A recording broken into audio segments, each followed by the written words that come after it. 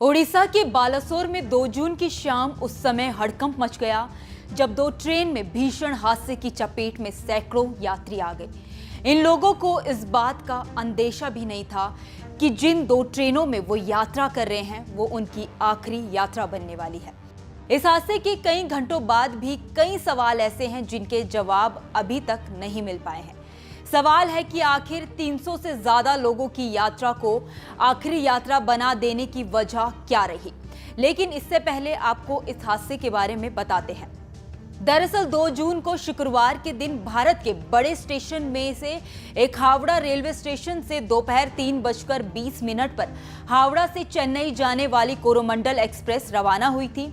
इससे करीब 5.5 घंटे पहले साइबर सिटी के नाम से मशहूर कर्नाटक के बेंगलुरु रेलवे स्टेशन से चलने वाली बेंगलुरु हावड़ा सुपरफास्ट एक्सप्रेस सुबह 10:35 पर निकलती है। कुछ दूर चलते ही दोनों तरफ से चली ट्रेनें स्पीड पकड़ती हैं और अचानक से ओडिशा के बालासोर स्टेशन से थोड़ा आगे बहनगा बाजा स्टेशन की आउटर लाइन के पास शाम 7 बजे 3 ट्रेन सबसे बड़े हादसे का शिकार होती है। हादसा इतना गंभीर था कि दूर दूर तक डिब्बे बिखरे हुए दिखे। ऐसा लगा जैसे कोई बड़ी आपदा आई है। मौत का वो तूफान जहां कोरोमंडल एक्सप्रेस की बोगी मालगाड़ी में टक्कर के बाद उसके ऊपर तक चढ़ गई। एक झटके में कई यात्रियों की मौत हो गई। जिन यात्रियों को हंसते हुए ट्रेन के डिब्बे से निकालना था उन्हें ट्रेन के डिब्बे से काटकर निकाला गया। जिस भारतीय रेल में रोज ना जाने कितने लोग सफर करते हैं, उस देश में इतना बड़ा रेल हादसा हो जाए तो कई सवाल उठना तो लाजमी है। इस भयानक रेल हादसे ने भी कई सवाल ऐसे छोड़ दिए हैं जिनके जवाब अभी तक नहीं मिले हैं। आइए जानते हैं कौन से हैं वो सवाल। पहला सवाल जो इस हादसे के बाद खड़ा हो रहा है वो ये कि आखिर 3 ट्रेनें कैसे एक साथ हादसे का शिकार हुई। दूसरा सवाल ये उठता है कि हादसा इतना भीषण कैसे बन गया, सैकड़ों लोगों की जान कैसे गई।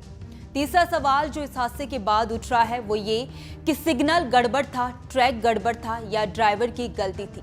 आखिर किसकी लापरवाही थी जिसके चलते कई घर उजड़ गए। चौथा सवाल जो खड़ा हो रहा है वो ये कि क्या रेलवे के नाम बड़े और दर्शन छोटे वाली कुनीतियों का नतीजा है सबसे बड़ा रेल हादसा। पांचवा जो अहम सवाल खड़ा हो रहा है वो ये कि ट्रेन को टक्कर से बचाने वाली एंटी कोलिजन डिवाइस का देश में पहली बार 2011 से 12 में ऐलान होता है, फिर क्यों 13 साल बाद भी ट्रेन टकरा रही है। वहीं अगला सवाल ये खड़ा हो जाता है कि ट्रेन की सुरक्षा के लिए तैयार हुई कवच योजना का आखिर क्या हुआ। और आखिरी सवाल ये है कि क्या अभी देश में हर ट्रेन को हादसे से बचाने वाले कवच में लंबा वक्त लगेगा, अगर हाँ तो कितना। ये कुछ सवाल हैं जो इस देश के हर नागरिक के जहन में हैं। इन सवालों के जवाब अभी तक नहीं मिल पाए हैं। आपको बता दें कि इस घटना वाली जगह पर 4 रेलवे ट्रैक थे। हादसे के वक्त 3 ट्रेनें थी, एक के ऊपर एक रेल चढ़ी और मौत का मंजर सबके सामने है। इस हादसे की एक ऐसी तस्वीर भी सामने आई है जिसे देखकर रूह कांप उठेगी। कोरोमंडल एक्सप्रेस में रेलवे की पटरी ट्रेन की निचली परत को चीरकर अंदर घुस चुकी है। रिपोर्ट्स के मुताबिक अपलाइन पर कोरोमंडल एक्सप्रेस को ग्रीन सिग्नल मिला हुआ था, जहां लूप लाइन यानी कि अपलाइन के बगल वाली लाइन पर एक मालगाड़ी खड़ी थी। दावा है कि अपलाइन से चेन्नई जाती कोरोमंडल एक्सप्रेस फुल स्पीड से लूप लाइन में घुस जाती है और लूप लाइन में खड़ी मालगाड़ी को टक्कर मारती है। भीषण टक्कर के बाद कोरोमंडल एक्सप्रेस के 21 डिब्बे पलट जाते हैं और डाउन लाइन पर कुछ डिब्बे गिर जाते हैं और तभी डाउन लाइन पर आती यशवंतपुर हावड़ा सुपरफास्ट एक्सप्रेस ने अपने ट्रैक पर गिरे डिब्बों को टक्कर मारी और इसके भी 2 डिब्बे पटरी से उतर गए।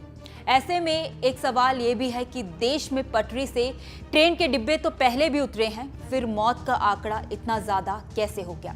वहीं अगला सवाल ये उठता है कि अगर एक ट्रेन के डिब्बे दूसरे ट्रैक पर गिरे थे तो दूसरी ट्रेन क्यों नहीं रुकी। इस सवाल के जवाब में वंदे भारत ट्रेन के जनक कहे जाने वाले रिटायर्ड मैकेनिकल इंजीनियर सुधांशु मणि ने बताया कि 8.36 एक ट्रेन डिरेल हुई तो दूसरी तरफ से आती ट्रेन को बचाने का टाइम नहीं मिला होगा। खैर, इस पूरी खबर को लेकर आपकी क्या राय है, आप हमें कमेंट करके जरूर बताइए। वीडियो अगर पसंद आया हो तो वीडियो को लाइक और शेयर करना ना भूलें। बाकी देश दुनिया की तमाम बड़ी अपडेट्स के लिए देखते रहिए न्यूज नेशन का डिजिटल प्लेटफॉर्म। धन्यवाद।